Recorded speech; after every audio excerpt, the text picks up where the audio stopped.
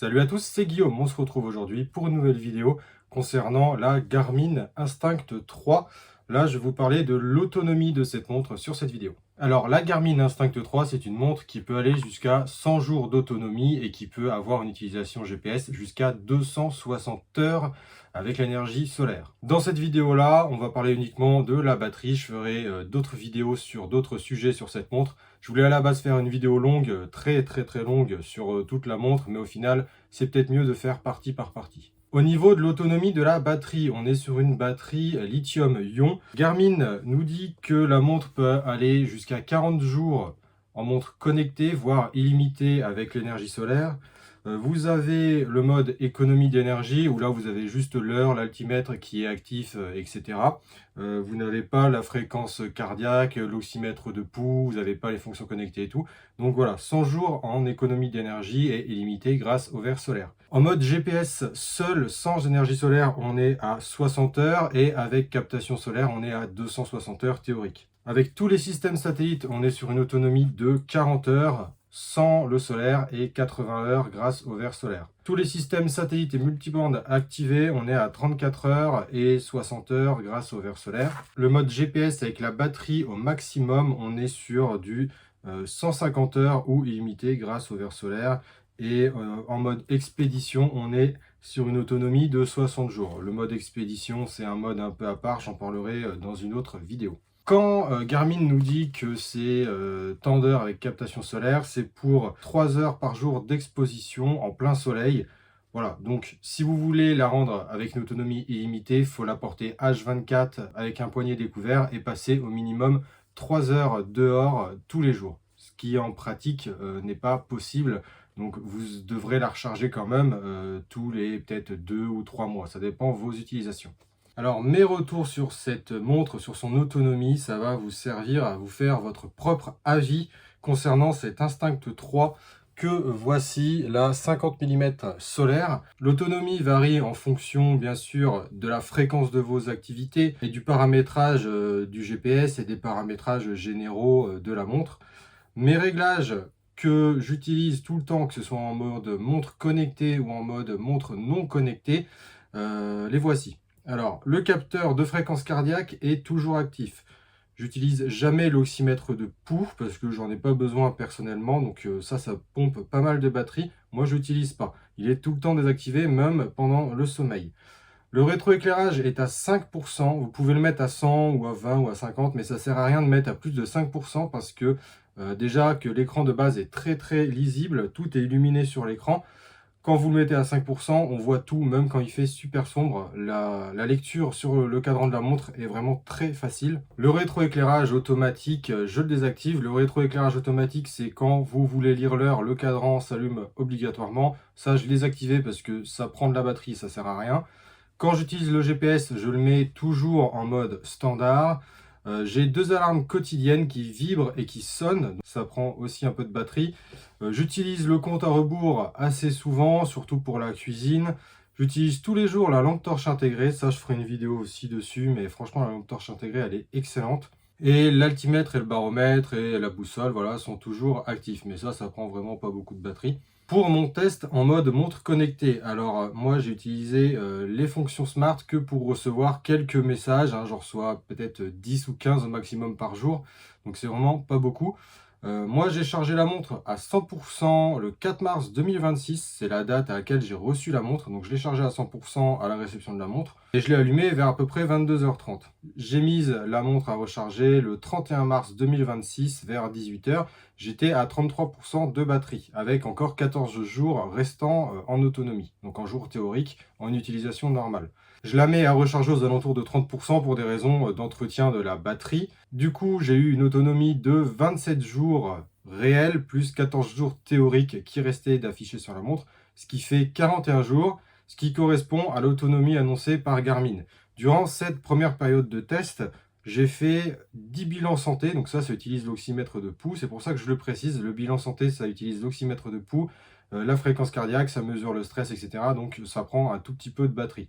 J'ai aussi utilisé très souvent la lampe torche, hein, j'utilise quasiment tous les jours. La montre a été très peu exposée au soleil parce qu'à ces dates-là, moi j'habite dans la Manche, en Basse-Normandie. Du coup, le temps n'est pas fameux par ici, donc j'ai pas pu faire beaucoup de sorties. Et je travaille en intérieur, donc la montre ne prend pas de lumière du soleil. J'ai juste fait une sortie sur la voie verte pendant à peu près 3 heures avec le GPS standard, donc ça n'a pas pris énormément sur la batterie, mais j'étais à 40 jours, je crois, ou 41 jours vraiment d'utilisation sur la montre en mode montre connectée, même avec 3 heures de GPS, d'utilisation GPS pendant cette période de test. Et je dors toujours avec la montre, comme je l'ai dit tout à l'heure, je dors tout le temps avec la montre pour le suivi du sommeil. Pour le premier test, l'estimation Garmin de 40 jours d'autonomie en mode montre connectée, pour moi c'est validé, à condition d'utiliser la montre normalement avec les réglages optimisés et sans trop solliciter le GPS, genre le solliciter 3-4 heures, voilà, vous aurez 40 jours d'autonomie. Faut désactiver l'oxymètre de pouls, sinon l'autonomie descend encore. Voilà. Donc 40 jours d'autonomie pour la plupart des gens, c'est largement suffisant avec des réglages optimisés. Ensuite, j'ai fait un deuxième test. J'ai testé la montre en mode non connecté. Alors, le 31 mars au soir, voilà, je l'ai mise à recharger parce que j'étais à 33% de batterie. Donc, j'allais se charger jusqu'à 100%. Et là, dans ce second test, j'utilise la montre toujours en non connecté, plus toujours mes réglages optimisés. L'autonomie de cette montre, du coup, elle peut aller à plus de 41 jours. Moi, j'arrive à aller jusqu'à 51 jours avec mes réglages. Quand la montre est chargée à 100%, elle indique une autonomie de 40 jours ou 51 jours, voilà, ça en général, mais c'est pour une utilisation normale sans utiliser de GPS, ou très peu, genre 3 heures sur toute la durée. L'autonomie ne sera pas la même si vous faites 4 fois des grosses randonnées dans le mois, contrairement à un mois où vous en faites qu'une, voire zéro. C'est tout à fait normal. La montre n'est pas utilisée de manière similaire. Plus vous utilisez le GPS, plus la montre va descendre en batterie, plus ça va consommer de batterie. J'ai toujours eu le suivi du sommeil d'activer, 24 heures sur 24, 7 jours sur 7. La lampe torche, je l'ai toujours utilisée aussi. Voilà, c'est vraiment pas un gadget, comme je l'ai dit tout à l'heure, c'est vraiment excellent. Quand la montre est à 100% avec mes 51 jours, quand je mets la montre en mode connecté, ça me baisse l'autonomie à 43 jours d'autonomie. Ce qui fait que les smart notifications, ça consomme à peu près 8 jours d'autonomie pour une utilisation normale. Au 2 mai 2026, vers 11 h du matin à peu près, soit 32 jours d'utilisation réelle, après la dernière charge complète, là j'étais à 31% de batterie au 2 mai, avec 13 jours d'autonomie théorique qui restaient, ce qui fait une autonomie totale de 45 jours sur les 51 jours annoncés au début. Alors j'ai fait 45 jours parce que j'ai fait deux randos de 3h30, 4 heures chacune, donc forcément ça prend sur la batterie. Et les 13 jours d'autonomie restants sont estimés pour une utilisation normale. Si j'aurais réutilisé encore le GPS 3 ou 4 fois, je serais peut-être à 9 ou 10 jours d'autonomie. Voilà. Quand ça annonce une autonomie, c'est pour une utilisation normale. Au final, la montre, moi, je la trouve conforme aux autonomies annoncées par Garmin. Les jours affichés sur la montre sont vraiment cohérents pour une utilisation normale, sans utilisation extrême du GPS. Ça ne veut pas dire que vous ne devez pas utiliser le GPS, mais je vous dis juste que si vous utilisez le GPS, je sais pas, 3 heures par semaine, ne vous attendez pas à avoir 40 jours d'autonomie en mode montre connectée. Vous serez plutôt peut-être sur 35 ou 33 jours d'autonomie. Ça dépend vraiment des paramètres. L'autonomie, voilà, de la montre va varier d'une personne à l'autre parce qu'on n'a pas tous les mêmes paramètres et les mêmes fréquences d'activité. Et puis même si vous portez votre montre tout le temps avec un vêtement sur votre poignet, la montre ne pourra pas capter l'énergie solaire. Donc si vous sortez souvent et que vous avez la manche toujours sur la montre, forcément elle ne va pas capter l'énergie solaire et elle n'aura pas une durée de vie prolongée. Pour ceux qui travaillent en extérieur, la montre va se décharger beaucoup moins vite parce que du coup, elle va prendre la lumière du soleil tous les jours, plus de 3 heures. Donc, elle va prendre la lumière peut-être 5 ou 6 heures. Donc voilà, il faut savoir que si vous travaillez dehors avec le poignet à découvert, la montre toujours à disposition de la lumière du soleil, etc., la montre va pouvoir aller à 45 jours d'autonomie en mode montre connectée ou 55 jours en mode montre non connectée. Plus vous l'exposez dehors en utilisation, plus son autonomie sera grande. Pour l'autonomie du GPS, vous vous doutez bien que je ne l'ai pas testé pendant 60 heures en mode normal ou en 260 heures avec le mode captation d'énergie solaire. Mais je pense que pour leur estimation voilà, de batterie, etc., Garmin, c'est assez fiable. Concernant la capacité de la batterie en milliampères-heure, J'ai trouvé aucun chiffre officiel communiqué par Garmin. J'ai causé avec ChatGPT, avec l'option réflexion, etc. Et lui, il m'estime la batterie à 500 mAh. Pour la fréquence de charge, si vous l'utilisez en mode montre connectée, sans GPS pendant l'utilisation, il faudrait théoriquement la recharger environ 10 fois par an.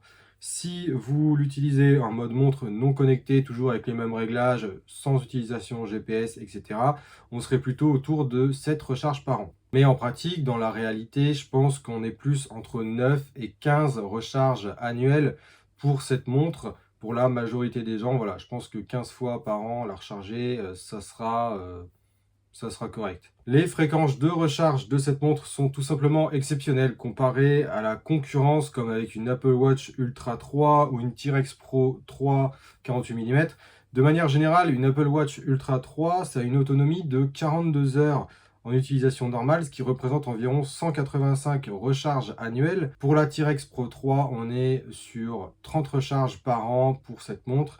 Voilà. Pourquoi j'ai comparé cette montre avec un écran MIP? L'écran MIP, c'est ça, je reviendrai dessus peut-être sur une autre vidéo.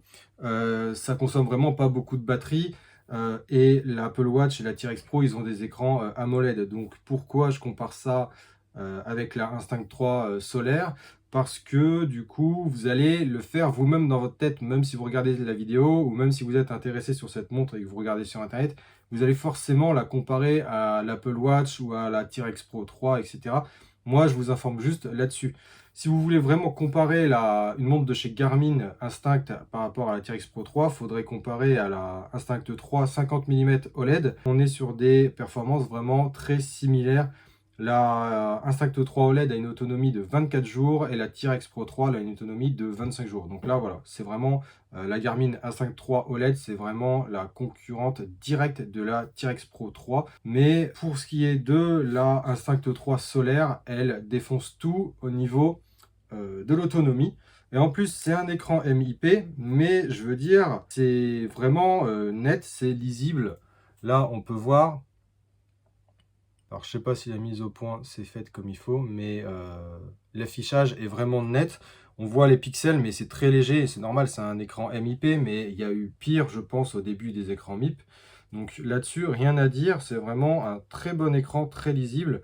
Au niveau de l'autonomie, moi, j'ai rien à dire, hein. Franchement, là, en 3 jours à peu près d'utilisation, je suis passé de 100 à 97%, ce qui veut dire qu'avec mes réglages de 51 jours, on consomme en théorie 1,96% en utilisation normale par jour. Voilà, donc ce qui est très peu. J'espère que cette vidéo vous aura plu. N'hésitez pas à liker et à vous abonner pour recevoir les prochaines notifications de mes prochaines vidéos. Et moi, je vous dis à la prochaine pour de futures vidéos.